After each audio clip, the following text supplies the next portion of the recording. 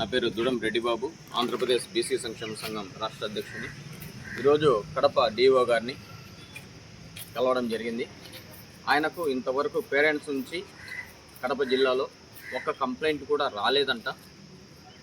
కడపలో ఎక్కడ విద్య పైన దుర్వినియోగం కాలేదంట. ప్రతి స్కూల్లో కూడా కార్పొరేట్ అండ్ ప్రైవేట్ స్కూళ్ళల్లో బుక్స్ గురించి ఆయన అడిగితే నాకు తెలియదు అంటున్నాడు.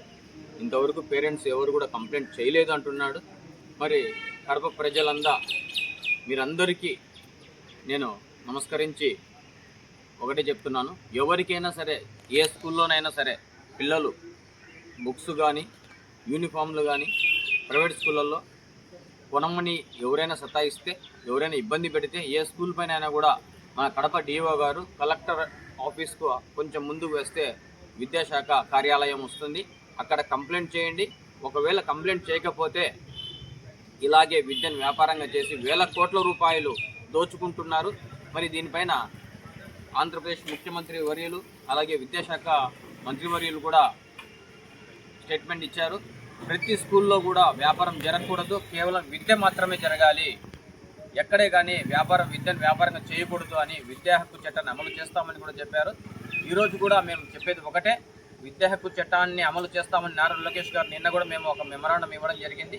ఖచ్చితంగా అమలు చేస్తామని చెప్పారు. ఏ ప్రైవేట్ అండ్ కార్పొరేట్ స్కూళ్ళలో బుక్స్ అమ్మకూడదు, యూనిఫామ్లు అమ్మకూడదు, వర్క్ బుక్లు అమ్మకూడదు, బూట్లు అమ్మకూడదు, సాక్స్లు అమ్మకూడదు, కేవలం విద్యను మాత్రమే బోధించేందుకు మీకు గుర్తింపు ఇచ్చాం, పర్మిషన్లు ఇచ్చాం అని చెప్తున్నటువంటి ఈ ప్రభుత్వం కానీ, ఈ ఎంఈఓలు కానీ, డిఈఓలు కానీ, విద్యా కమిషన్ కానీ వీటిపైన తగు చర్యలు తీసుకోవాలని మేము ఒక మెమరాండం కూడా ఇచ్చాము ఇప్పుడు డిఓ గారికి.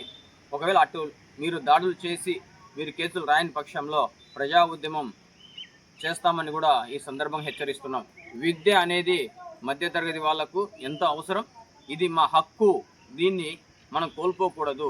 కేవలం విద్యను వ్యాపారంగా చేసి వేల కోట్ల రూపాయలు సంపాదిస్తున్నటువంటి ఈ ప్రజాస్వామ్యాన్ని దోచుకుంటున్నటువంటి కార్పొరేట్ ప్రైవేట్ స్కూళ్లను, విద్యను వ్యాపారంగా చేస్తున్నటువంటి చిన్న చిన్న స్కూళ్ళు, కాలేజీలను, ప్రైవేట్ అండ్ సంస్థలను కూడా ప్రతి స్కూల్ను గుర్తించి కేసులు రాసి వాళ్ళ గుర్తింపు రద్దు చేయాలని కూడా ఈ సందర్భంగా తెలియజేస్తున్నాం. నమస్తే.